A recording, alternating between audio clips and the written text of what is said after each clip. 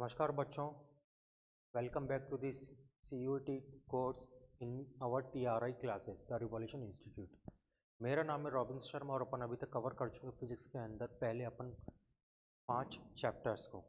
पहला जो यूनिट था अपन अभी तक टोटल बच्चे 3 यूनिट्स को कवर कर चुके हैं। पहली जो यूनिट थी उसका नाम था अपने पास इलेक्ट्रोस्टैटिक्स, दूसरी यूनिट थी अपने पास में करंट इलेक्ट्रिसिटी, थर्ड यूनिट है अपने पास में यहाँ पर magnetism electric magnetic effect of electric current. अपन अब चौथी यूनिट की तरफ बढ़ रहे हैं जिसका कि टाइटल यहाँ पर ऑल्टरनेटिंग करंट एंड EMI। तो सबसे पहले अपन इस वाले यूनिट के अंदर अपन विद्युत चुंबकीय प्रेरण के बारे में यानी कि इलेक्ट्रोमैग्नेटिक इंडक्शन के बारे में अपन स्टडी करेंगे। तो इस ये वाला जो NCERT के अकॉर्डिंग CBSE के अकॉर्डिंग ये वाला अपने पास में बुक्स के अकॉर्डिंग ये वाला अपने पास में चैप्टर नंबर 6 है। इसमें अपने जो सिलेबस है एक तो है इलेक्ट्रोमैग्नेटिक इंडक्शन क्या होता है, डेफिनेशन वगैरह, और इसके अंदर जो अपने पास दो क्वांटिटी है EMF और करंट, इन दोनों को स्टडी करना है। फिर इसके बाद में अपने पास फैराडेज लॉ, फैराडे के नियम है, दो नियम होते हैं इंपॉर्टेंट है। लेंज लॉ जो मोस्ट इंपॉर्टेंट टॉपिक है, ये दोनों की दोनों है, ये दोनों की दोनों अपने पास में मोस्ट इंपॉर्टेंट टॉपिक है, फैराडे का नियम और लेंज का नियम। इसके बाद में आता है बच्चों एडी करंट। एडी करंट को अपन फोकल्ट करंट और बोल देते हैं यानी कि भंवर धाराएं, ठीक है। फिर सेल्फ इंडक्टेंस और म्यूचुअल इंडक्टेंस। तो यहाँ से थियोरेटिकल क्वेश्चन बनने के चांसेस कम, यहाँ से न्यूमेरिकल बनने के चांसेस ज़्यादा हैं। न्यूमेरिकल अगर बनता है तो स्वप्रेरणा यानी कि सेल्फ इंडक्टेंस और म्यूचुअल इंडक्टेंस पर मिलेगा। अगर अपन को यहाँ पर न्यूमेरिकल अगर मिलता है तो इन दोनों टॉपिक्स पर, अगर अपन को थियोरेटिकल क्वेश्चन अगर मिलता है तो यहाँ पर आकर मिलेगा कौन सा, फैराडेज लॉ और लेंज लॉ। बहुत ईजी टॉपिक है। इंड्यूस्ड EMF और इंड्यूस्ड करंट की जो अपने पास इक्वेशन निकल कर आएगी यानी कि प्रेरित विद्युत वाहक बल और प्रेरित विद्युत धारा, दोनों के बारे में आप अभी या इन पर बेस्ड न्यूमेरिकल अपन को मिलेगा जो कि लेंज के नियम से निकल कर आएंगे, ठीक है। नेक्स्ट अपने पास में तो बच्चे स्टार्ट करते हैं अपन मैग्नेटिक फ्लक्स। फिर से व्हाट इज मैग्नेटिक फ्लक्स, ये अपने प्रीवियस चैप्टर के अंदर ज्यादा डिटेल में नहीं पढ़ा था, सिर्फ एक टॉपिक बीच में आ गया तो मैंने उसको एक्सप्लेन कर दिया था। अपन अब क्लियरली समझते हैं व्हाट इज मैग्नेटिक फ्लक्स, ठीक है। ये अपने पास में बच्चों कोई भी एक क्लोज सरफेस है, कोई भी अपने पास में क्या एक बंद पृष्ठ है, ये जो बंद पृष्ठ है ये वाला, तो यहाँ से कुछ एक मैग्नेटिक फील्ड ऐसे अप्लाई हो रही है। मैग्नेटिक फील्ड बच्चों इसको ऐसे यूं जा रही है, magnetic field is parallel to our plane, अपना जो समतल है, अपना जो फ्लोर है उसके समांतर में है, उसके बराबर में है, ठीक है। जबकि जो सरफेस है, जो पृष्ठ है, वो एक थीटा एंगल पर घूमा हुआ है। अब ध्यान रखिएगा बच्चों, ये जो थीटा जो एंगल है ये मैग्नेटिक फील्ड का एरिया के वेक्टर एन कैप के साथ में है, थीटा कौन, क्लियर है। तो बच्चों किस किस के बीच में है, N cap of A, between N cap of A and B vector, यानी कि चुंबकीय क्षेत्र और एन कैप एरिया का एन कैप के साथ में ये कौन है, ठीक है। अच्छा अब इसके बाद में क्या करना है, तो मैग्नेटिक फील्ड और एरिया के बीच में कितना कोण आ गया, थीटा कोण आ गया। तो जितनी भी मैग्नेटिक फील्ड जा रही है उसको एरिया को कट कर रही है। अगर अपन इसको सरफेस को अभी यूं है, एक एंगल पर रुका हुआ यूं, इस वाले एंगल को अपन और ज्यादा इंक्रीज करते हैं, डिक्रीज करते हैं, तो क्या हो जाएगा, यहाँ पर मैग्नेटिक जो फील्ड लाइन होगी या फिर मैग्नेटिक जो फील्ड होगी वो उसकी वैल्यू चेंज होती हुई जाएगी, जो कि कट कर रही है, किसको कट कर रही है, इस वाले पार्ट को जो कट कर रही है उसकी वैल्यू चेंज होती हुई जाएगी, ठीक है। तो जितनी भी मैग्नेटिक फील्ड किसी एक पर्टिकुलर एरिया को कट करती है नॉर्मली यानी कि 90 डिग्री एंगल पर, उस मैग्नेटिक फील्ड को बोल देते कि वो मैग्नेटिक फ्लक्स है, ठीक है। Magnetic flux through any surface is the number of magnetic field lines. अगर ये क्या है, मैग्नेटिक फ्लक्स क्या होता है, मैग्नेटिक फील्ड लाइंस की क्वांटिटी होती है, नंबर होता है जो कि एक सरफेस एरिया से नॉर्मली पास हो रही है, मतलब कि परपेंडिकुलरली पास हो रही है।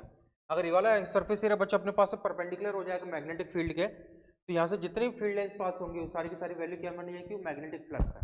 मान लीजिए अभी सरफेस अभी ऐसा है, मैग्नेटिक फील्ड इसको ऐसे कट कर रही है, ऐसे कट कर रही है, ठीक है।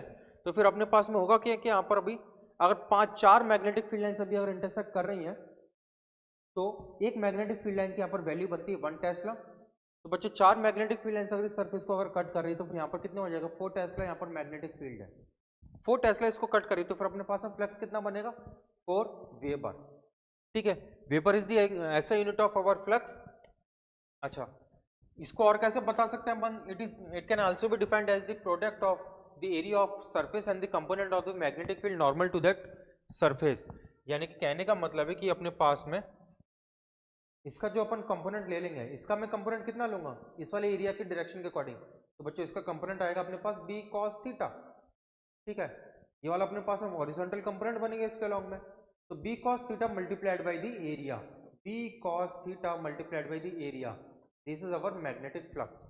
तो phi B is equal to B vector dot of D S vector, कितना बनेगा, phi B is equal to B vector dot of D S vector, या फिर सिंपल स्केलर फॉर्म में अपने पास कितना बनेगा, D phi is equal to B vector dot of D S vector.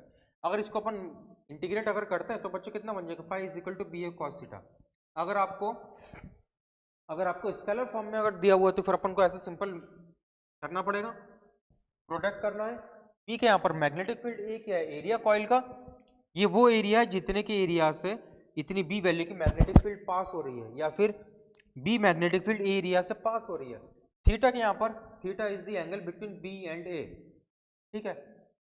अच्छा, मैग्नेटिक फ्लक्स पॉजिटिव कब होगा, जब थीटा की वैल्यू 0 से लेकर 90 के बीच में लाई करेगी, या फिर 270 हो जाएगी, 270 और 360 के बीच में लाई करेगी। क्यों, क्योंकि बच्चों फर्स्ट क्वाड्रेंट में 0 से लेकर 90 के बीच में कॉस तो अपने पास पॉजिटिव होता है फर्स्ट क्वाड्रेंट, और फोर्थ क्वाड्रेंट में यानी कि 270 से बड़ा एंगल होगा। अगर 270 हो जाएगा तो फिर कॉस की वैल्यू 0 हो जाएगी, कॉस 270 इज इक्वल टू 0। तो फिर 90 डिग्री से छोटा होना चाहिए, 0 डिग्री से बड़ा होना चाहिए। अगर 90 डिग्री हो गए तब भी कॉस 90 की वैल्यू होती है अपने पास 0, ठीक है। तो 270 से बड़ा होगा और 360 से छोटा हो सकता है, फिर 360 हो सकता है। तो अब इन केसेस में अपने पास मैग्नेटिक फ्लक्स कैसा आ जाएगा, पॉजिटिव आ जाएगा। 0 कब आएगा, जब theta is equal to 90 degree और 270 डिग्री होगा, तो मैग्नेटिक फ्लक्स इज 0। नेगेटिव कब आ जाएगा, जब थीटा की वैल्यू यानी कि जो एरिया है वो मैग्नेटिक फील्ड के साथ में 90 डिग्री का या फिर 270 डिग्री का एंगल बना रहा है, ठीक है। इतना अपने पास में नेगेटिव आ जाएगा। फ्लक्स की मैक्सिमम वैल्यू कब होगी बच्चों, जब भी फ्लक्स अपने पास मैक्सिमम वैल्यू कितनी हो जाएगी, जब ये जो सरफेस है वो अपने पास ऐसे रखा होगा। तो बी वेक्टर और एन कैप दोनों की दोनों सेम डायरेक्शन में आ जाएंगे। तो बच्चों थीटा इज इक्वल टू कितना बनेगा यहाँ पर, 0 degree.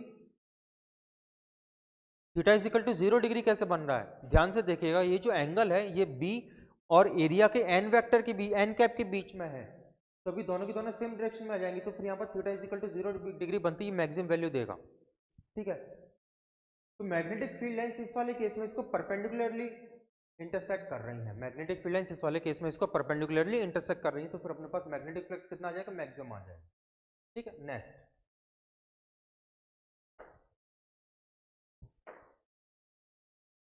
phi is equal to ba cos theta, magnetic flux across a coil can be changed by changing, यानी कि मैग्नेटिक फ्लक्स को अपन कैसे वेरी कर सकते हैं। तो बच्चों तीन वैल्यू पर आ रहा है, एक तो अपने पास में ये आ रहा है कि b की वैल्यू पर, एक अपने पास में एरिया और एक अपने पास में आ रहा है एंगल। जब अपन b को अगर चेंज करेंगे, मैग्नेटिक फील्ड को चेंज करके अपन मैग्नेटिक फ्लक्स को चेंज कर सकते हैं, ठीक है। कॉइल एरिया की वैल्यू को चेंज करके अपन मैग्नेटिक फ्लक्स को चेंज कर सकते हैं, और थीटा की वैल्यू को अपन चेंज करके, जब भी थीटा की वैल्यू अगर चेंज होगी तो कॉस थीटा की वैल्यू चेंज होगी, अगर कॉस थीटा अगर चेंज होगा तो फिर मैग्नेटिक फ्लक्स फिर से चेंज किया जा सकता है। तो फिर अपने पास में तीन मेथड है, ठीक है, या फिर तीनों का कोई भी कॉम्बिनेशन ले लो, या फिर तीनों ही कॉम्बिनेशन को एक साथ अप्लाई कर दो। तो बच्चों अपने पास में सबसे ज्यादा इफेक्टिव जो मेथड है वो है थीटा वाला, क्योंकि जस्ट कॉइल को फिर रोटेट करना है और कुछ नहीं। जैसे कि जनरेटर के केस में होता है, मोटर के केस में होता है, बस थीटा को अपन को क्या करना है, रोटेट करें। तो फिर हम लोग थीटा को की वैल्यू को चेंज, रोटर को रोटेट करते ही अपन थीटा की वैल्यू को चेंज कर सकते हैं, ठीक है। तो बच्चों अब आगे, magnetic flux is scalar quantity, कैसी क्वांटिटी होती है, मैग्नेटिक फ्लक्स स्केलर क्वांटिटी होती है, तभी तो ये डॉट प्रोडक्ट बना रहा है यहाँ पर, phi is equal to B vector dot of A vector. SI unit of magnetic flux is weber tesla metre square, यानी कि वेबर और टेस्ला मीटर स्क्वायर। ये वेबर और टेस्ला मीटर कैसे आ चुके हैं, ठीक है बच्चों, यहाँ पर अपने पास में मैग्नेटिक फ्लक्स, ये जो मैग्नेटिक फील्ड है इसकी ऐसी यूनिट क्या होती है, टेस्ला, ठीक है। और यहाँ पर एरिया की ऐसी यूनिट क्या होती है अपने पास में, मीटर स्क्वायर होती है। तो फिर ठीक है, कितना हो गया अपने पास में, that 1 weber is equal to 1 tesla metre square, ठीक है। सीजीएस यूनिट होती है इसकी मैक्सवेल, सीजीएस यूनिट क्या होती है, मैक्सवेल। इसको आपको याद रखना पड़ेगा, 1 maxwell is equal to 10⁻⁸ weber, दोनों के बीच में ये रिलेशन होती है। फिर 1 वेबर अगर मैं यहाँ पर कॉल करता हूँ तो 1 weber is equal to 10⁸ maxwell, maxwell का शॉर्ट फॉर्म होता है mx। Magnetic flux associated normally per unit area is called magnetic flux density और स्ट्रेंथ ऑफ मैग्नेटिक फील्ड और मैग्नेटिक इंडक्शन। बस ये मैग्नेटिक फील्ड की वापस से डेफिनेशन आ चुकी है एक और बार।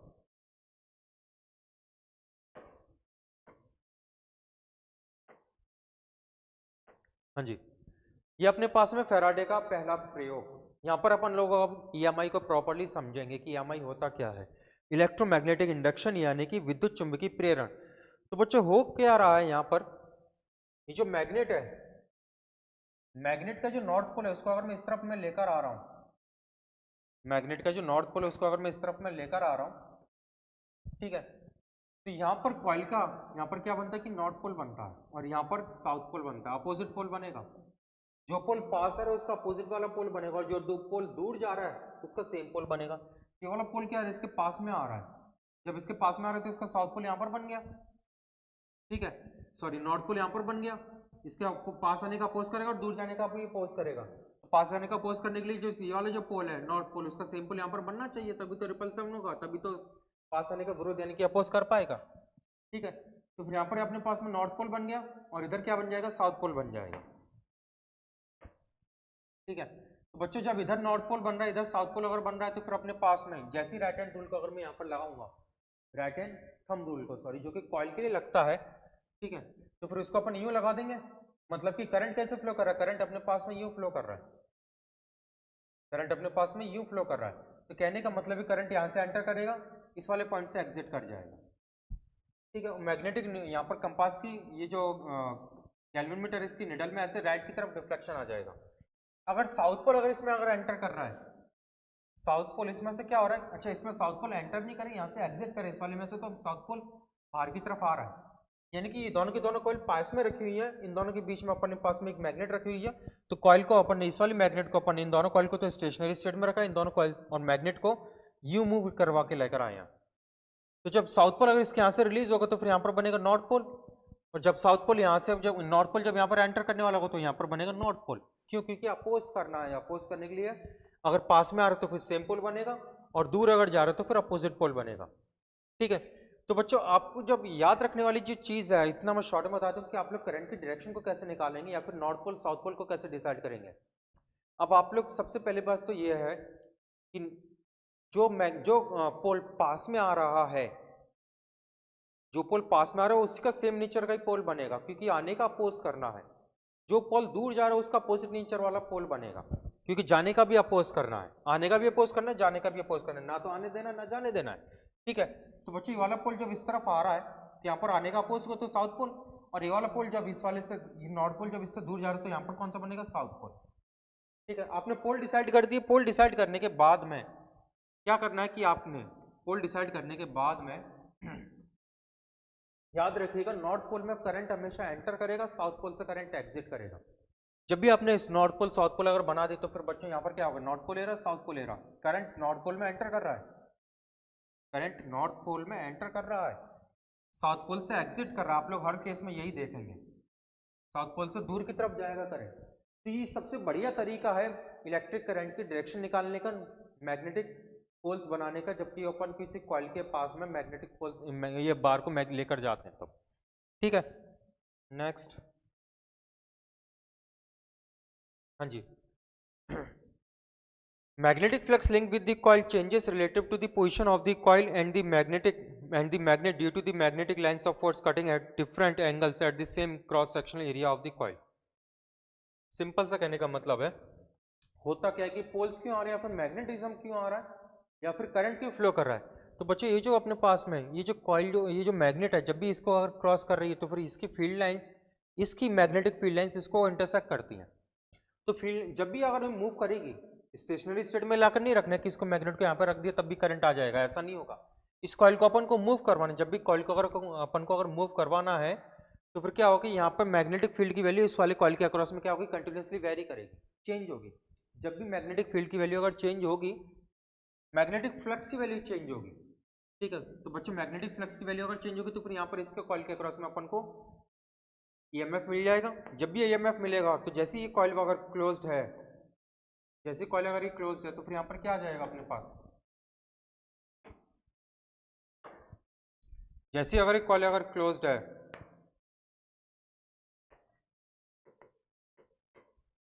तो इसमें करंट भी फ्लो होने लगेगा, ठीक है। इसमें करंट को फ्लो होना बताया गया नहीं है मैंने, अब बना सकते हैं यहाँ पर वो ऑब्वियसली करंट यूँ आएगा और ये यूँ आ जाएगा, सिंपल है। नेक्स्ट, अब बात करते हैं बच्चों यहाँ पर इसका ऑब्जर्वेशन की, the relative motion between the coil and the magnet observation क्या था कि जो कॉइल या तो कॉइल को मूव करवा दिया फिर मैग्नेट को मूव करवा देंगे, तो फिर the induced polarity of the magnetism in the coil, the direction of current through the galvanometer and the hence the deflection in the galvanometer, यानी कि जैसे अपन कॉइल या फिर मैग्नेट को अपन मूव करवा रहे हैं, कॉइल या फिर मैग्नेट को अपन जब मूव करवा रहे हैं तो फिर क्या हो रहा है, यहाँ पर इसमें करंट फ्लो करने लगता है, और वो करंट को अपन लोग कैसे सेंस कर पा रहे हैं, गैल्वेनोमीटर की हेल्प से। That the induced current is available only as long as there is relative motion between the coil and the magnet, और इंड्यूस्ड करंट तक कब तक अवेलेबल रहेगा, जब तक कि कॉइल और मैग्नेट मूव कर रहे हैं। तो कॉइल को अपन कैसे मूव कर, कॉइल को अपन फिक्स भी रख सकते हैं रेस्पेक्टिव द मैग्नेट, ठीक है, कॉइल को अपन मूव भी करवा सकते हैं। Both the coil and the magnet can be moved towards each other और अवे फ्रॉम ईच अदर, या तो कॉइल को मूव करवा लो या फिर मैग्नेट को मूव करवा लो, या फिर दोनों को ही मूव करवा लो, तब भी कोई दिक्कत नहीं है, दोनों को ही मूव करवा लो, तब भी अपने पास में करंट अवेलेबल रहेगा। ये अभी तक का सिर्फ ऑब्जर्वेशन है, रिजल्ट नहीं है। Magnetic flux linked with the coil changes relative to the positions of the coil and the magnet, ठीक है, magnetic flux linked with the coil changes relative to the position of the coil and the magnet, मतलब कि जो अपने पास magnetic flux है d5 time के respect में उसमें चेंज आ रहा है। Current and hence the deflection of is large if the relative velocity between the coil and the magnet and hence the rate of change of flux across the coil is more, जैसे अपने पास में जितनी ज़्यादा velocity होगी उतना ही ज़्यादा यहाँ पर मैग्नेटिक फ्लक्स में चेंज आएगा, उतने ज़्यादा यहाँ पर करंट प्रोड्यूस होगा, ठीक है। इतना अपने पास में ऑब्जर्वेशन क्या है कि बच्चों अपन को कॉइल मूव करवानी या फिर मैग्नेट मूव करवाना या फिर दोनों मूव करवाएंगे तो फिर कॉइल के अंदर अपने पास करंट मिल जाएगा। ये अभी तक का अपने पास में ऑब्जर्वेशन है। नेक्स्ट एक्सपेरिमेंट नंबर 2, अभी तक अपन लोगों ने यूज किया था यहाँ पर इसको, कॉइल्स को यूज किया था और एक बार मैग्नेट को यूज किया था। अभी अपन क्या यूज कर रहे हैं, अभी अपन एक यहाँ पर एक कॉइल को काम में ले रहे हैं जिसमें कि करंट अवेलेबल है और दूसरी की तरफ अपन यहाँ पर एक सेकेंडरी कॉइल काम में ले रहे हैं, ठीक है। तो हो क्या रहा है कि जिस कॉइल में बैटरी लगी हुई है that coil is called as primary coil, और जिस कॉइल में गैल्वेनोमीटर लगा हुआ है यानी कि जिस कॉइल में हमें फ्लक्स हमें यहाँ पर ऑब्जर्वेशन करना है that coil is called as secondary coil. इसलिए प्राइमरी कहने का मतलब है, इसलिए पी कहने का मतलब है प्राइमरी और इस एस कहने का मतलब है सेकेंडरी, ठीक है। तो हो क्या रहा है कि बच्चों यहाँ पर जैसे ही अपन ने क्या किया, स्विच को ऑन कर दिया, स्विच को क्या कर दिया कि स्विच को ऑन कर दिया, की को यहाँ पर लगा दिया। जब की को यहाँ पर लगाया है ना तो करंट ऐसे फ्लो करने लग जाएगा, ऐसे प्लस टू माइनस, ये वाला पोल बनेगा बच्चों नॉर्थ पोल, ये वाला पोल बनेगा साउथ पोल। करंट जब फ्लो कर रहा है तो करंट की मान लीजिए कि करंट की वैल्यू जो चेंज हो रही है वो 0 से लेकर 5 एम्पीयर तक चेंज हो रही है। सिंपल सा मेरा समझिएगा चीज़ को, करंट की वैल्यू 0 से लेकर 5 एम्पीयर तक चेंज हो रही है। तो ऐसा नहीं कि secondly by within microsecond, within millisecond, within nanosecond में करंट चेंज हो जाएगा फटाफट से आगे, ऐसा नहीं होता है। It will take time. जब तक करंट की वैल्यू 0 से लेकर 5 तक पहुंचेगी, तो मान लीजिए इसने 1 सेकंड लिया, तो बच्चों मैग्नेटिक फील्ड में भी जो कि वायर के क्रॉस में, जो कि कॉइल के क्रॉस में जो मैग्नेटिक फील्ड आएगी उसमें भी चेंज आ जाएगा। यानी कि इसके अक्रॉस में अपने पास मैग्नेटिक फील्ड में चेंज आ रहा है, उसकी जो मैग्नेटिक फील्ड लाइन्स होगी वो इसमें भी चेंज करेंगे कंटिन्यूसली। इसमें करंट की चेंज होने की वजह से यहाँ पर मैग्नेटिक फील्ड लाइन्स चेंज हो रही है, मैग्नेटिक फील्ड की वैल्यू चेंज हो रही है। जब मैग्नेटिक फील्ड की वैल्यू चेंज हो रही है तो इसको जो मैग्नेटिक फील्ड कट करेगी उसकी भी वैल्यू चेंज होगी, यानी कि मैग्नेटिक फ्लक्स इसके क्रॉस में वेरी कर रहा है। जब इसके क्रॉस में मैग्नेटिक फ्लक्स अगर वेरी कर रहा है यानी कि d∅dt जैसे अपन को मिल रहा है तो फिर क्या हो जाएगा, यहाँ पर करंट फ्लो करने लगेगा। जब करंट अगर फ्लो करने लगेगा तो फिर अपन यहाँ पर क्या बोल सकते हैं, करंट यहाँ पर जब फ्लो करने लगेगा तो फिर कि भाई यहाँ पर क्लोज कॉइल होने पर यहाँ पर करंट फ्लो कर रहा है। ये भी अपने पास में ऑब्जर्वेशन है, ठीक है। अगर मैंने की को जैसे ऑन करने की कोशिश की है तो यहाँ पर क्या होगा, यहाँ पर तो पोल्स तो वैसे के वैसे रहेंगे लेकिन मैग्नेटिक फील्ड में जो चेंज आ रहा होगा वो अपोजिट डायरेक्शन में आ जाएगा। तो फिर यहाँ पर बनेगा अपने पास नॉर्थ पोल, यहाँ पर बनेगा साउथ पोल। यानी कि स्विच को और ऑन करेंगे तो फिर अपने पास में साउथ के साथ में साउथ बनेगा, स्विच को और अपन और ऑफ करेंगे तो फिर यहाँ पर साउथ के साथ में बनेगा नॉर्थ पोल, ठीक है। चलिए इतना आगे समझ में। अब आगे की तरफ अपन बढ़ते हैं। When the primary circuit is close current grows from 0 to maximum. प्राथमिक परिपथ क्या है, प्राइमरी सर्किट मतलब कि प्राथमिक परिपथ। प्राथमिक परिपथ अगर बंद है यानी कि इसमें करंट फ्लो करने लगा तो फिर करंट की जो वैल्यू होगी वो 0 से अधिकतम मान तक जाएगी। ड्यूरिंग दिस पीरियड, इस वाले अंतराल में चेंजिंग, इस वाले अंतराल में जब ये चेंज हो रहा है, करंट अगर चेंज हो रहा है, current induces changing magnetic flux across the primary coil. Primary coil के अक्रॉस में क्या हो जाता है कि फ्लक्स भी चेंज हो जाता है। This changing magnetic flux is linked across the secondary coil. इस वाली कॉइल के अक्रॉस में मैग्नेटिक फ्लक्स चेंज हुआ तो इस वाली कॉइल के अक्रॉस में मैग्नेटिक फ्लक्स वेरी करेगा और तो ईएमएफ अपन को मिल जाएगा, यानी कि इलेक्ट्रोमोटिव फोर्स यानी कि विद्युत वाहक बल अपन को मिल जाएगा। Induced EMF and hence the direction deflection in the galvanometer last only as long as the current in the primary coil, यानी कि ये कब तक मिलेगा, जब तक कि प्राइमरी कॉइल में अपन को मैग्नेटिक फील्ड की वैल्यू चेंज हो रही है, फिर करंट की वैल्यू चेंज हो रही है, hence the magnetic flux in the secondary coil changes। जब तक कि इसमें करंट अगर चेंज हो रहा है तभी तक अपन को डिफ्लेक्शन मिलेगा। जैसे करंट एक स्टेबल पोजीशन पर पहुंच गया तो फिर डिफ्लेक्शन नहीं मिलेगा। ठीक है, नेक्स्ट। तो फिर अपने पास में अभी अपन को ये देखने के लिए मिल रहा है, एक चीज यहां पर देखने के लिए मिल रही है, व्हेन दी प्राइमरी सर्किट यानी कि प्राथमिक कुंडली, प्राथमिक परिपथ जब ओपन है, is open current decreases from maximum value to zero. जब सर्किट को, प्राइमरी सर्किट को अपन जब क्या करेंगे, ओपन करेंगे तो करंट का जो वैल्यू होगा वो अधिकतम मान से न्यूनतम मान की तरफ आएगा, जीरो की तरफ आ जाएगा। During this period changing current induces magnetic flux across the primary coil. तो प्राइमरी कॉइल यानी कि प्राथमिक कॉइल के अंदर, पहली वाली कॉइल के अंदर फिर से मैग्नेटिक फ्लक्स चेंज आएगा। This changing magnetic flux is linked across the secondary coil and induces current in the secondary coil. तो सेकेंडरी कॉइल में भी क्या होता है, करंट इंड्यूसेस हो जाता है। हाउएवर, ठीक है, however note that the direction of current in the secondary coil is reversed. अपन अब क्या करें कि भाई करंट की वैल्यू को चेंज करें, डिक्रीज कर रहे हैं, तो मैग्नेटिक फ्लक्स क्या होगा, वहां पर डिक्रीज होगा।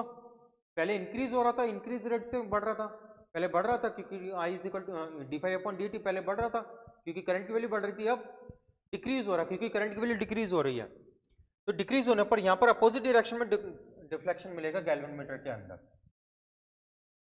तो यहाँ से अपने पास फैराडे के दो नियम निकल कर आते हैं, फैराडे के अपने पास दो नियम निकल कर आते हैं। पहला वाला जो नियम हो ये है, whenever there is a change in the magnetic flux, magnetic flux में अगर चेंज होगा तभी linked with the circuit and EMF and hence a current is induced in the circuit. तो परिपथ के अंदर क्या होता है कि करंट भी इंड्यूस हो जाता है, करंट भी निकल कर आ जाता है, यानी कि जब तक मैग्नेटिक फ्लक्स में चेंज होगा या तो बार मैग्नेट यानी कि छड़चुंबक को मूव करवा के, या फिर प्राथमिक कुंडली के अंदर यानी कि प्राइमरी सर्किट के अंदर करंट को चेंज करके, तभी जाकर अपने पास इंड्यूस्ड करंट अपन को मिलेगा। However, it lasts only as long as the magnetic flux is changing, यानी कि मैग्नेटिक फ्लक्स में चेंज होना जरूरी है तभी। तो बच्चों मैग्नेटिक फ्लक्स में चेंज करने के अपने पास तीन तरीके थे। ये कौन सा तरीका है कि जब भी अपने पास करंट को अपन चेंज कर रहे हैं, जब भी अपन करंट को चेंज कर रहे हैं तो फिर उसकी वजह से मैग्नेटिक फील्ड में भी चेंज आ रहा है, ठीक है। कभी मैग्नेटिक फील्ड में चेंज आने की वजह से मैग्नेटिक फ्लक्स में चेंज आएगा, मैग्नेटिक फ्लक्स में चेंज आने की वजह से क्या हो रहा है, यहाँ पर मैग्नेटिक फ्लक्स में चेंज आने की वजह से यहाँ पर इंड्यूस्ड ईएमएफ भी अपन को मिलेगा। अच्छा, नेक्स्ट क्या है, second law, the magnitude of the induced EMF is directly proportional to the rate of change of magnetic flux with a circuit. तो E is proportional to the d∅/dt, E is equal to d∅b/dt। यहाँ पर एक constant है जिसकी value 1 रहती है, ठीक है। और अपन को यहाँ पर E की वैल्यू अगर एवरेज अगर चाहिए तो कितना बनेगा, delta phi divided by delta T, ये तो एवरेज वैल्यू आ गया। तो बच्चों कितना बनेगा, φ2 minus of φ1 divided by t2 minus of t1। Generally t1 की वैल्यू 0 होती है, ठीक है। अगर अपन को इंस्टेंटेनियस वैल्यू अगर चाहिए, E की वैल्यू अगर इंस्टेंटेनियस यानी कि तात्क्षणिक मान अगर चाहिए, तो फिर अपन क्या करेंगे, उसका डेरिवेटिव करेंगे। अपन उसका क्या करेंगे, मैग्नेटिक फ्लक्स का अपन डेरिवेटिव फाइंड आउट करेंगे, टाइम के रेस्पेक्ट में ही करना है। तो बहुत ज्यादा इजी है, कोई क्वेश्चन है क्या इस पर, देख लेते हैं अभी अपन एक बार। अभी नहीं है, लेंज लॉ है पहले, लेंज लॉ इंपॉर्टेंट है, ये नहीं कि स्टेटमेंट पूछा जाएगा इसका, इसकी एप्लीकेशन इंपॉर्टेंट है, ये सीधा सीधा न्यूमेरिकल देता है यहाँ पर। The direction of induced EMF or induced current is such that it opposes the change that is producing it। यानी कि induced EMF और induced करंट की डायरेक्शन जो होती है वो इस तरीके से होती है कि उसी कारण का अपोज करेगी जिसकी वजह से उसका जनरेशन हुआ, प्रोडक्शन हुआ है। the current is induced due to motion of the magnet, then the induced current in the coil sets itself to stop the motion of the magnet. ठीक है, केवल इतना स्टेटमेंट आपको याद रखना है। तो बच्चों होता क्या है, इस वाले स्टेटमेंट का इफेक्ट इतना ज्यादा है कि यहाँ पर अपने पास में सही जो इक्वेशन जो निकल कर आती है फैराडे लॉ की, वो ये वाली इक्वेशन होती है, that E is equal to minus of d5b upon dt। अगर कॉइल में नंबर ऑफ टर्न्स अगर n है तो फिर यहाँ पर इक्वेशन बनेगी minus of n d5b upon dt, वाली इक्वेशन अपन को मिलेगी। ठीक है, केवल इतनी चीज आपको याद रखनी, पहली वाली लाइन बहुत है, ये एक्स्ट्रा जो ये एक्स्ट्रा वाली लाइन है। अच्छा, एक चीज यहाँ पर लिखी हुई है, ये जो लेंज लॉ है ये एनर्जी कंजर्वेशन लॉ को भी फॉलो करता है, यानी कि ऊर्जा संरक्षण नियम का भी पालन करता है ये लेंज लॉ। ये खास बात, बढ़िया बात है इसके बारे में। ठीक है, नेक्स्ट क्वेश्चन है, Lenz law gives the magnet of induced current, the magnet of induced EMF, the direction of induced EMF, the direction of induced current, both direction and magnet of induced EMF. तो बच्चों ये देता अपन को सी, direction of induced EMF. अभी यही तो बोला गया था, the direction of induced EMF, the direction of the induced current is such that it will oppose the cause which has generated it. यानी कि लेंज लॉ कहने का, लेंज के नियम के कहने का मतलब कि प्रेरित विद्युत धारा की दिशा इस प्रकार होती है कि वो उसी कारण का अपोज करती है जिसकी वजह से उसकी उत्पत्ति हुई है, यानी कि अपोजिट डायरेक्शन में करंट निकल कर आता है। ठीक है, तो ऑप्शन कितना आ जाएगा अपने पास, ऑप्शन सी आ जाएगा यहाँ, direction of induced current. Expression for the EMF based on both laws. EMF की एक्सप्रेशन क्या होती है, समीकरण क्या बनता है उसका, ईएमएफ का, ये अपने पास में एवरेज है, ये चीज मैं आपको पहले बता चुका हूँ। नेगेटिव साइन क्यों आ रहा है, लेंज लॉ की वजह से, क्योंकि अपोज होता है। एन क्या नंबर ऑफ टर्न्स है, तो फिर अपने पास में ये वाली इक्वेशन निकल कर आ जाएगी। ठीक है, E is equal to minus of N d5b by two minus of ∅1। बच्चों अगर अपने पास में इंस्टेंटेनियस वैल्यू अगर चाहिए, यानी कि तात्क्षणिक मान अगर चाहिए, तो फिर E इज इक्वल टू ये बनेगा minus of N d5b upon dt। अगर आपको नंबर ऑफ टर्न्स गिवन नहीं है तो इसका मतलब है कि नंबर ऑफ टर्न्स उस वाली कॉइल के लिए 1 है। Next, expression for the induced current. Induced current की एक्सप्रेशन क्या होती है कि जो भी अपने पास में इंड्यूस्ड ईएमएफ आया है उसको अपन, यानी कि वोल्टेज डिवाइडेड बाय रेजिस्टेंस होता है, V is equal I is equal to V upon R ही तो होता है। तो फिर ईएमएफ को अपन R से डिवाइड करें, यानी कि माइनस ऑफ, यानी कि 1 upon R minus of d5b upon dt। ठीक है, ये वाली इक्वेशन अपन को मिल चुकी है यहाँ पर। ये रही, करंट कितना बनता है अपने पास में, I is equal to D Q upon dt होता है करंट। ठीक है, तो अपन को अगर आवेश का मान अगर चाहिए, यानी कि अगर चार्जेस अपन को चाहिए, तो डी की is equal to minus of d5 upon R, ये वाली समीकरण अपने पास निकल कर आ जाएगी। Induced EMF does not depend on the resistance of the circuit, whereas the induced current and induced charge depend on the resistance। क्योंकि induced EMF resistance पर depend नहीं करता, यानी कि V is equal to IR होता है ना, तो फिर यहाँ पर induced EMF E का जो मान है वो डिपेंड नहीं करता। तो बच्चों किस पर डिपेंड करता, फिर E का मान डिपेंड किस पे करता, अगर R पर डिपेंड नहीं कर रहा। ओम्स लॉ के अकॉर्डिंग तो वोल्टेज R पर डिपेंड करता है, तो बच्चों E का मान जो डिपेंड करता है वो होता है E is equal to minus of d5b upon dt। इसके यहाँ पर नंबर ऑफ टर्न्स में यहाँ पर लिख लेता हूँ, इंक्लूड करता हूँ, तो E is equal to minus of n d5b upon dt। तो एक तो n की टर्न्स, n की वैल्यू पर जितनी ज्यादा नंबर ऑफ टर्न्स होंगे उतने ज्यादा, और यानी कि फेरों की संख्या पर भी, कुंडली में जितनी फेरों की संख्या होगी उतना ज्यादा ईएमएफ आएगा। फॉर एग्जाम्पल जनरेटर के अंदर एक छोटा से छोटा भी जो जनरेटर होगा उसमें भी number of turns upon generally 6 के मल्टीप्लाई में रखते हैं, यानी कि 300, ठीक है, 600, 900, 750 भी हो सकता है, कोई दिक्कत नहीं है। इतने नंबर ऑफ टर्न्स होते हैं, इतनी फेरों की संख्या होती है। और 5b पर डिपेंड करेगा, तो 5b क्या होता है अपने पास, बी ए कॉस थीटा, तो भाई ये 3 मान और आ गए, बी ए और थीटा, तो इन तीनों पर डिपेंड करेगा। ठीक है, नेक्स्ट क्वेश्चन अपने पास में, magnetic flux passing normally, magnetic flux passing normally through a coil phi is equal to 10t square plus of 5t plus of 1 changes with time, t is in second, phi is in milliweber, ये milliweber में है, ये रहा milliweber। what is the induced EMF in the coil at t is equal to 5 second, t is equal to 5 second पर induced EMF कितना है। तो बच्चों अपने क्या इक्वेशन पढ़ी थी, E is equal to minus of n d5b upon dt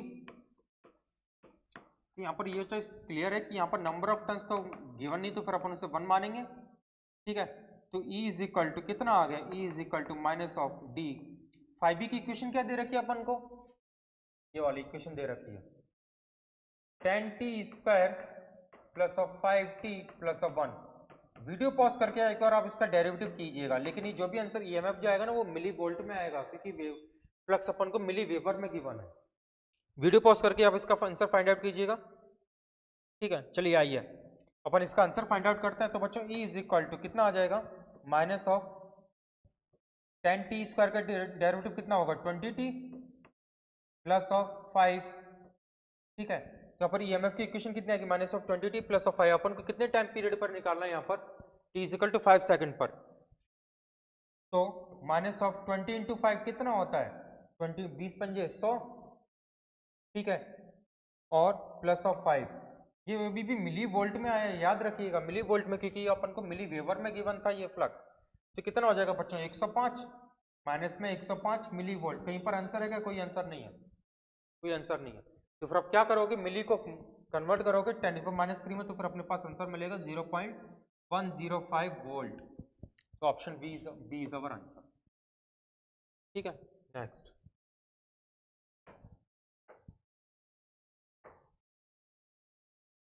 वाला क्वेश्चन हो गया। हाँ जी, the unit of the ratio of magnetic flux to resistance is equal to the which of the equal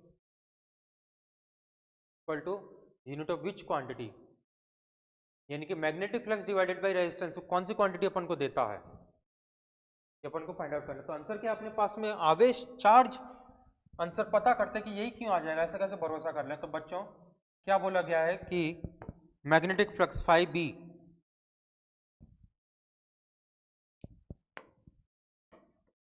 5B divided by resistance कितना होता है ये 5B divided by resistance. अभी अपन ने यहाँ पर एक रेजिस्टेंस चार्ज का फॉर्मूला पढ़ा था ना, Q is equal to d5B। ये फॉर्मूला अपन ने पढ़ा था यहाँ पर, ये वाला एक बार फॉर्मूला देख लीजिएगा आप चार्ज का, ये वाला dq is equal to minus of d5/r। ठीक है, dt से dt कैंसिल आउट हो रहा है यहाँ पर, ये वाला जो dt है ना, ये रहा, ये वाला dt और ये वाला dt कैंसिल आउट हो रहा है, तो फिर dq is equal to d5/r। इस वाले फॉर्मूला को मैं डायरेक्टली मैं यूज में ले रहा हूँ। ठीक है, तो बच्चों q is equal to d5B/r, यानी कि फ्लक्स डिवाइडेड बाय रेजिस्टेंस अपन को क्या देगा, अपन को चार आवेश दे देगा, तो फिर ऑप्शन ये आ जाएगा चार्ज। नेक्स्ट क्वेश्चन है, induced EMF of electromagnetic induction depends of. Induced EMF का मान किस पर डिपेंड करता है, मैंने आपको क्या बताया था भाई, ई की वैल्यू क्या निकल कर आ जाती है अपने पास में भाई, E is equal to minus of d5B/dt, यानी कि किस तरीके से फ्लक्स में चेंज आ रहा है, तो फिर rate of change of flux, option D आ जाएगा अपने पास। ठीक है, चालक के प्रतिरोध पर आर पर डिपेंड नहीं करता, चुंबकीय क्षेत्र के मान पर बी पर डिपेंड नहीं करता है, चुंबकीय क्षेत्र की दिशा के सापेक्ष चालक के झुकाव पर, यानी कि थीटा की बात की जा रही है इस वाले में, थीटा पर। ठीक है बच्चों, अगर ये वाला ऑप्शन नहीं होता ना, ऑप्शन डी अगर नहीं होता, तो फिर अपन ए की वैल्यू ये वाले लगाते हैं, बी और सी कॉम्बाइंड रिजल्ट बनता अपने पास में, कॉम्बाइंड रिजल्ट बनता फिर। लेकिन मैग्नेटिक फ्लक्स डायरेक्टली इन दोनों वैल्यूज पर डिपेंड करता है, इसलिए अपने पास में ज्यादा अप्रोप्रिएट आंसर ऑप्शन डी आ जाएगा। Next, a coil of copper wire is placed parallel to a uniform magnetic field, then the induced EMF will be। तो induced EMF कितना हो जाएगा बच्चे, यहाँ पर पैरेलल में अपन प्लेस करेंगे, तो फिर थीटा इज इक्वल टू 0। क्या हो रहा है, कॉपर वायर को अपन ने पैरेलल में प्लेस कर दिया, तो मैग्नेटिक फील्ड अपने पास में ऐसे है,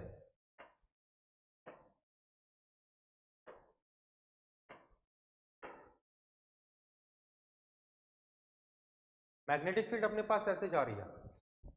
ठीक है, तो कॉइल को अपन ने कैसे प्लेस कर दी, इसके पैरेलल में, यानी कि यूं प्लेस किया हुआ है, ये रहा कॉइल ऐसे पैरेलल में, ये तो कहने का मतलब हो गया। तो कॉइल को अपन ने यूं प्लेस कर दिया, तो इसका जो एरिया जो वेक्टर आएगा वो एन कैप ऊपर की तरफ आएगा, और मैग्नेटिक फील्ड अपने पास में बी जो आ जाएगा इस तरफ आ जाएगा। तो बच्चों एंगल कितना बन गया, ये बन गया अपने पास में theta is equal to 90 degree, 90 degree का कोण बन चुका है। तो 90 डिग्री का जब एंगल बना है, तो फिर अपने पास में phi is equal to B A cos theta होता है ना। तो भाई अपने पास 5B is equal to B A cos theta, theta is equal to 90 degree place करेंगे, cos 90 की वैल्यू होती है 0, तो फिर अपने पास में इंड्यूस्ड ईएमएफ कितना हो जाएगा, 0 हो जाएगा। सो ऑप्शन बी शून्य, ये रहा, ये अपने पास में करेक्ट आंसर।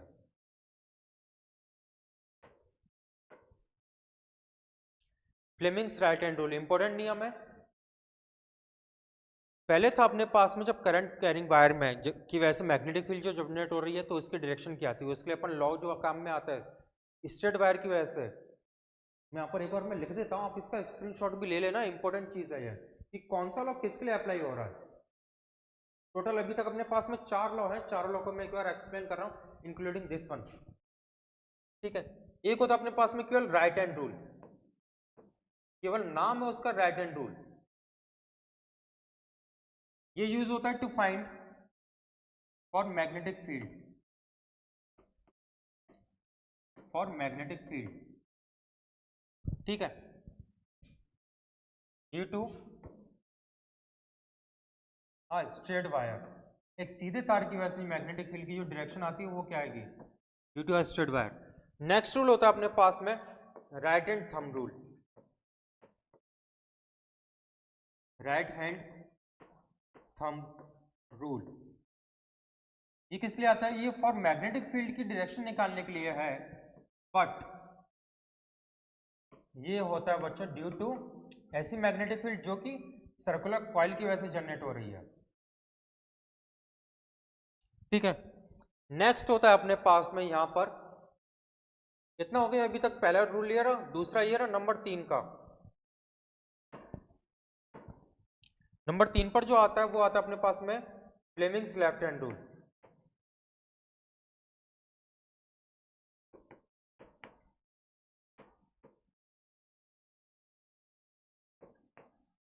ठीक है, इस लॉ में बच्चों अपने पास में एक डायरेक्शन ये, एक डायरेक्शन और एक डायरेक्शन ये आपकी तरफ है, ये एक्स एक्सिस, ये वाई एक्सिस, ये जेड एक्सिस। ठीक है, ये वाली चीज यूं होती है, ये यूं कर लीजिए आप इसको, कोई दिक्कत नहीं है। तो बच्चे ये तो होता है अपने पास में करंट, ये होता है अपने पास में बाई मैग्नेटिक फील्ड, और ये होता है अपने पास में फोर्स। ठीक है, इसमें जो फोर्स है वो बाद में आता है, मैग्नेटिक फील्ड और करंट की वजह से आता है फ्लेमिंग्स लेफ्ट हैंड रूल में। समझ में आ गया होगा यहाँ तक। अब अपने पास में नंबर 4 पर जो लास्ट है वो है ये वाला law, Fleming's right hand rule, Fleming के दाएं हाथ का नियम। ठीक है, ये आप स्क्रीनशॉट ले लीजिएगा, इसका बाद में काम में आता है, ये अप्लाई किया जाता है। Fleming's left right hand rule, कि अपन अपने राइट हैंड को इस तरह से स्ट्रेच करते हैं कि thumb, index finger, four finger, first finger और मिडिल फिंगर यानी कि सेकंड फिंगर, ये तीनों के तीनों एक दूसरे के परपेंडिकुलर हैं। ठीक है, यानी कि आप अपने रूम का राइट वाला कॉर्नर ले लीजिए, आपका जो रूम है उसका आपकी राइट हैंड की तरफ जो कॉर्नर है उसको ले लीजिएगा। तो बच्चों ऊपर की तरफ तो जाएगी अपने पास वाई एक्सिस, ऐसे लेना ना, ऊपर की तरफ तो वाई एक्सिस, ये जाएगी अपने पास में एक्स एक्सिस की तरफ, ये जाएगा अपने पास में जेड एक्सिस की तरफ। ठीक है, तो थंब किसको रिप्रेजेंट करेगा, फोर्स को, और ये फोर फिंगर मैग्नेटिक फील्ड को। तो जो मिडिल फिंगर होगी वो इंड्यूस्ड ईएमएफ, इंड्यूस्ड करंट की डायरेक्शन को रिप्रेजेंट करेगी। फ्लेमिंग्स लेफ्ट हैंड रूल में करंट और मैग्नेटिक फील्ड ये दोनों फर्स्ट पे आती हैं और ये अपने पास आउटपुट होता है। ठीक है, फ्लेमिंग्स राइट हैंड रूल में ये दोनों अपने पास में इनपुट में होते हैं, यानी कि फोर्स और मैग्नेटिक फील्ड ये इनपुट में होते हैं और जो करंट होता है वो आउटपुट में होता है।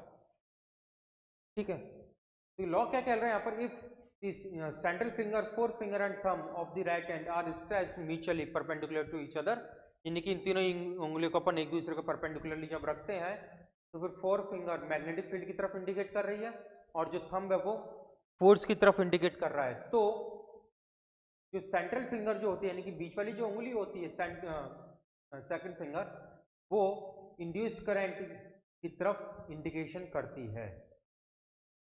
ठीक है, समझ में आ गया होगा इतना, आगे बढ़ते हैं अपन अभी।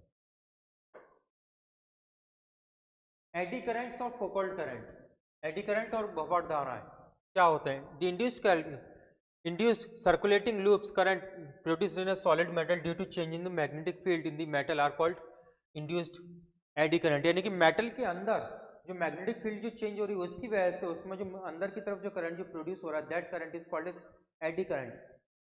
ठीक है, ये जो क्या होती है, इनकी जो करंट जो होती है क्लोज लूप बनाती है, ये क्लोज लूप बनाते हैं आपस में, इसलिए ये क्लोज लूप जो कहने का मतलब क्या बनाता है अपने पास में, वर्लिंग बनाता है। वर्ल को अपन क्या नाम देते हैं, एडी नाम दे देते हैं। तो एडी तो उसकी वजह से आ रहा है, एडी को अपन हिंदी में बोल देते हैं भंवर। वर्लिंग क्या होता है, भंवर होता है। जैसे कि वॉशिंग मशीन जब चलती है तो उसके अंदर जो वर्लिंग जो आती है ना, एडी जो होता है वो, ठीक है। अच्छा, फोकोल्ट करंट इसलिए बोल रहे हैं क्योंकि इनके जो डिस्कवरी जो की थी वो फोकोल्ट ने की थी।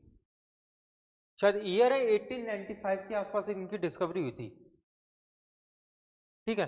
अभी अपने पास में इसकी एप्लीकेशन जो है वो नंबर 1 है, in induction furnace eddy currents are use for melting iron ore, यानी कि कच्चे लोहे को पिघलाने के लिए अपन एडी करंट को अपन सहायता लेते हैं, क्योंकि बच्चों एडी करंट ना अंदर तक एंटर कर रहा है।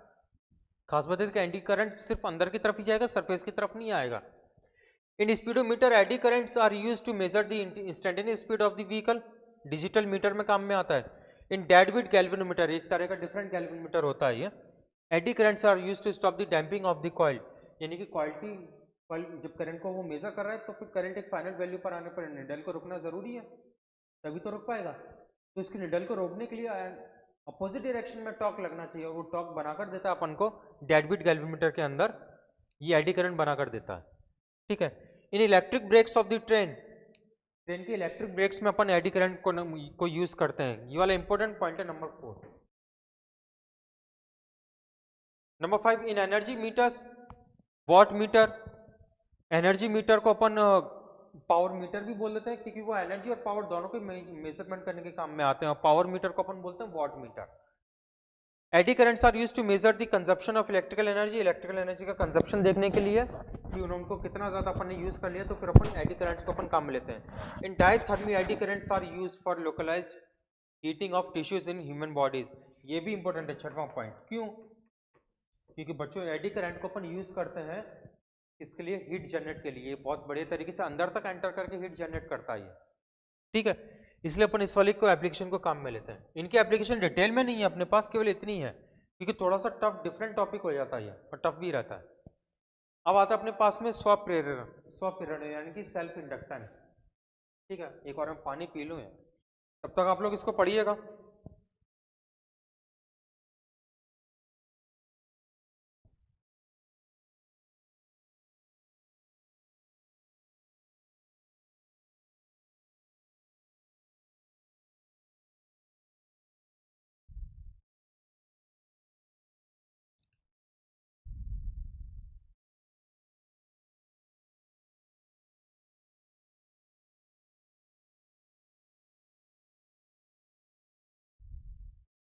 चलिए,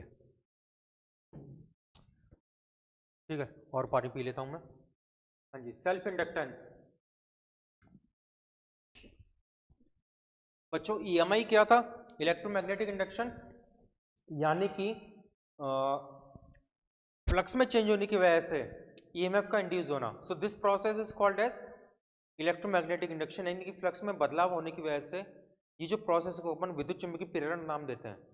अगर फ्लक्स में कॉइल अगर खुद की कॉइल में हो रहा है, फ्लक्स में चेंज अगर खुद की कॉइल में हो रहा है, तो फिर ये this process is called as self induction, यानी कि खुद की कॉइल में ईएमएफ का इंड्यूस कर लिया है, ठीक है। Self induction is the phenomenon of inducing EMF in the self coil due to change in current and hence the change in magnetic flux in the coil, यानी कि करंट में चेंज होने की वजह से खुद की कॉइल में ईएमएफ का इंड्यूस होना। So this is called as, this process called as electric current. The induced EMF opposes the growth or decay of current in the coil and hence delays the current to acquire the maximum value. Induced EMF क्या करता है कि oppose करता है किसका, growth का यानी कि बढ़ने का, और अपोज करंट का, करंट के डिक्रीज होने का, सॉरी, करंट के बढ़ने का, करंट के डिक्रीज होने का ये अपोज किया जाता है। And has delays the current to acquire the maximum value, यानी कि मैक्सिमम वैल्यू तक पहुंचने में इसको टाइम लग जाता है, जितना टाइम लगना चाहिए उतना टाइम नहीं लगता। Self induction is also called the inertia of electricity. Self inductance क्या होता है, सेल्फ इंडक्टेंस एक अपने पास में वो प्रॉपर्टी है जिसकी वजह से करंट में चेंज होने का अपोज करेगा। बच्चों, करंट के फ्लो होने का जो अपोज करता है उसको अपन बोलते हैं रेजिस्टेंस, जैसे कि स्पीड ब्रेकर होते हैं, ठीक है। और करंट के फ्लो में जो चेंज हो रहा है, करंट फ्लो कर रहा है, करंट में जो चेंज आ रहा है उसका जो अपोज करेगा, यानी कि minus of D I by D T, that internal property is called as that property is called as self induction. Self induction को अपन मेजर करते हैं सेल्फ इंडक्टेंस की टर्म्स में, इसे अपन रिप्रेजेंट करते हैं कैपिटल एल से, क्योंकि वैल्यू ऑलमोस्ट कांस्टेंट रहती है। यहाँ पर ये रहा 5 प्रोपोर्शनल टू दी आई, क्योंकि बच्चों जितना ज्यादा करंट अपन खुद की कॉइल में फ्लो करेगा तो उतना ज्यादा मैग्नेटिक फ्लक्स जनरेट होगा, जितना ज्यादा मैग्नेटिक फ्लक्स आ जाएगा, ठीक है, उतना ज्यादा ईएमएफ इंड्यूस होगा। तो जितना ज्यादा मैग्नेटिक फ्लक्स है, मैग्नेटिक फ्लक्स की वैल्यू किस पर डिपेंड कर रही है, जो कि करंट फ्लो करे, तो phi is equal to L I, ठीक है। एल की वैल्यू अगर आई की वैल्यू अपन 1 अगर कर देते हैं तो फिर एल की वैल्यू 5 के बराबर में हो जाएगी, where L is the constant of proportionality, यानी कि ये क्या है अपने पास में नियतांक है, is known as self inductance और coefficient of the self induction. इसका समीकरण कितना बनता है बच्चों, इसका समीकरण जो बनता है अपने पास में क्या लिखा हो, यहाँ पर देख लेते हैं एक बार, E is equal to minus of D phi B upon D T अपन ने पढ़ा है ना, और 5e की वैल्यू कितनी है, ये रही 5e is equal to L I, तो फिर minus of D upon D T of L I, तो फिर minus of L D by D T, अपने पास में समीकरण बन गया। ये वाला समीकरण यहाँ पर लिखा हुआ बढ़िया तरीके से सुंदर राइटिंग में, ये रहा E is equal to minus of L D by D T. Negative sign oppose को ही रिप्रेजेंट कर रहा है, एल की वैल्यू हमेशा पॉजिटिव रहेगी। इसके अपन अब बात करते हैं यूनिट्स वगैरह की। ऐसे unit of self inductance is Henry. Self inductance is said to be 1 Henry when 1 ampere current in the coil links magnetic flux of 1 Weber. Self inductance is said to be 1 Henry when unit rate of change of current 1 ampere per second induces EMF of 1 volt in the coil. कोई खास बात नहीं इन दोनों के अंदर, ज़्यादा पढ़ने की जरूरत नहीं है। तो बच्चों एक जो अपने पास में जो टॉपिक है कि एक परिनालिका जो होती है यानी कि सोलेनोइड जो होता है, तो उसमें उसका सेल्फ इंडक्टेंस कितना है, उसके लिए एल की वैल्यू कितनी आती है, तो उसके लिए बच्चों ये वाली एल की वैल्यू बनती है, L is equal to mu naught N square divided by L, ठीक है, हाँ जी, ये रहा, हाँ जी, L is equal to mu naught N square A divided by L, यानी कि सेल्फ इंडक्टेंस की वैल्यू एल पर किसी और फैक्टर पर डिपेंड करती है, नहीं केवल कॉइल के नेचर पर डिपेंड करती है, ठीक है बच्चों। कॉइल अगर किसी अगर मेटेरियल की अगर बनी हुई है, कॉइल अगर किसी मेटेरियल की बनी हुई तो फिर अपन रिलेटिव परमेबिलिटी से मल्टीप्लाई कर देंगे, तो कितना हो जाएगा, mu naught multiplied by mu और N square A divided by length L. अच्छा यहाँ तक हो गया, ठीक है। अब मैं एक चीज आपके सामने मैं यहाँ पर लिखता हूं, वो ये है कि बच्चों अपने पास में क्या हो रहा है, यहाँ पर डिवाइडेड बाई एल ऐसे आ रहा है, इस वाले एल को रहने दीजिए, अभी मैंने इस वाले एल को नीचे की तरफ लिख दिया, ये तो फ्लक्स था, ठीक है। अच्छा एल की वैल्यू अपने पास में इतनी आ रही, तो मैं ऊपर नीचे एल का मैं मल्टीप्लाई कर रहा हूं, एन क्या है, N is the number of turns और टोटल लेंथ, और एल क्या है, टोटल लेंथ है, ठीक है। अब आप क्या कीजिएगा कि यहाँ पर स्मॉल एन क्या है, number of turns at per unit length, तो फिर number of turns divided by L, यानी कि N divided by L, this ratio is called as number of turns at per unit length, इसको अपन क्या बोलते हैं, number of turns at per unit length अपन नाम दे रहे हैं यहाँ पर, ठीक है।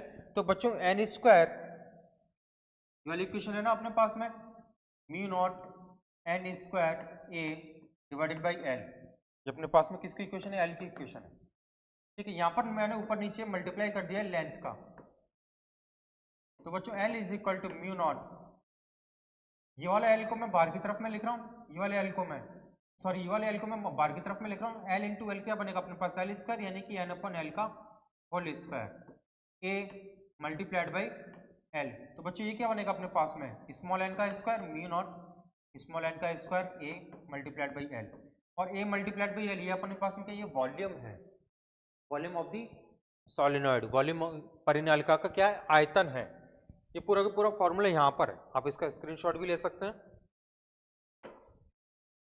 ठीक है। सेल्फ इंडक्टेंस कितना हो गया, एक कॉइल का इतना हो गया, एनर्जी इन दी इंडक्टर, एक इंडक्टर कितनी ज्यादा एनर्जी को स्टोर करता है, तो एनर्जी अपने पास स्टोर करता है हाफ एल आई स्क्वायर, आप इसको सीधा सीधा याद रख सकते हो, जैसे कि ये कैपेसिटर होता है एनर्जी को स्टोर करने के लिए, तो एक इंडक्टर कितनी एनर्जी स्टोर करता है, L is equal to U is equal to half L I square, इतना ज्यादा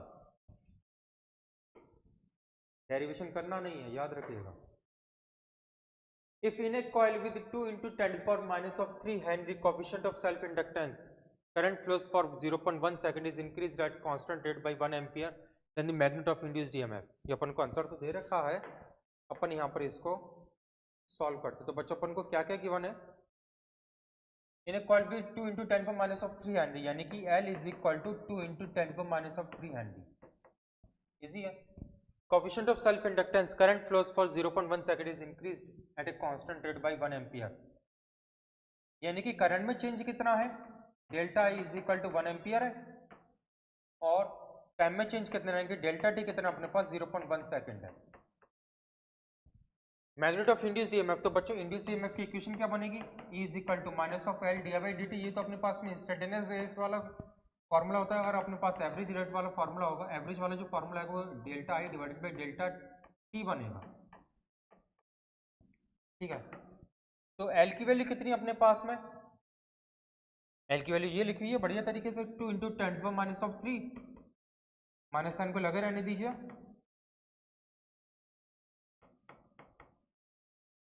ठीक है, डेल्टा I की वैल्यू कितनी है, ये रही अपने पास में 1, और टाइम पीरियड कितना है, ये अपने पास में 0.1 है। ठीक है, तो बच्चों negative sign 2 × 10⁻³ multiplied by point अगर ऊपर की तरफ 0 बढ़ेगा तो कितना बन गया 10, 10⁻1 ये रहा, 10⁻³ ये रहा, तो बच्चों कितना आ जाएगा 2 × 10⁻², यानी कि 0.02 वोल्ट। सो ऑप्शन सी आ गया, कितना आ जाएगा 0.02 वोल्ट।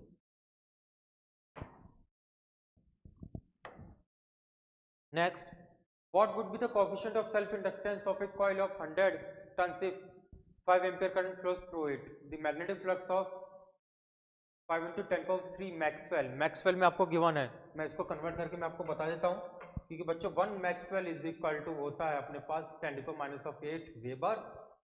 तो टोटल मैग्नेटिक फ्लक्स कितना आ गया, 5 is equal to 5 × 10⁻³ multiplied by 10⁻⁸ weber, तो कितना बन जाएगा 5 × 10⁻⁵ वेबर बनेगा 5B की वैल्यू। ठीक है, अपन को यहाँ पर L की वैल्यू फाइंड आउट करनी है, आप लोग कर सकते हैं इसको आसानी से। बच्चों कितना फॉर्मूला, अच्छा फॉर्मूला कौन सा लगेगा, formula phi is equal to LI का फॉर्मूला लगेगा। फाई आपको गिवन है, I आपको गिवन है, आपको L निकालना है, आसानी से भी कर सकते हैं, कोई दिक्कत नहीं। नेक्स्ट, म्यूचुअल इंडक्शन, खुद की कॉइल में अगर EMF अगर जनरेट हो रहा है तो इसको अपन सेल्फ इंडक्शन नाम दे रहे थे।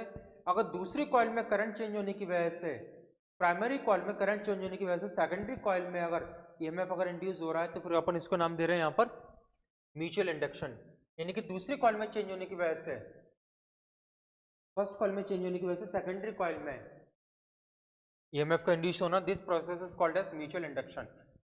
And the property between both, the property of the both coils is called as mutual inductance। इसको अपन क्या नाम देते हैं, म्यूचुअल इंडक्टेंस, अपन इसको नाम देते हैं।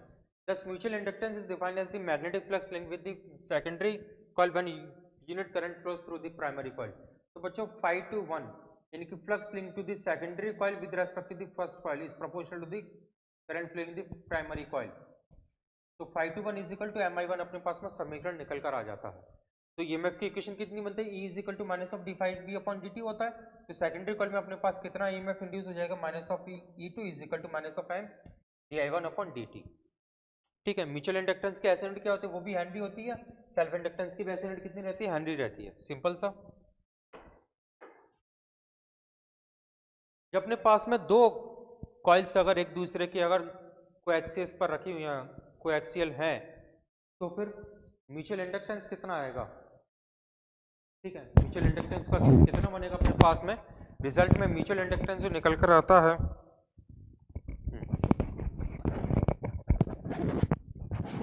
हाँ जी, रिजल्ट में अपने पास म्यूचुअल इंडक्टेंस जो निकल कर आता है उसका M की value M is equal to μ0 N1 N2 multiplied by divided by L। ठीक है, यहाँ पर मैंने लेंथ का क्या किया है, मल्टीप्लाई कर दिया है ऊपर की तरफ। अब देखिए कि यहाँ पर N1 क्या था,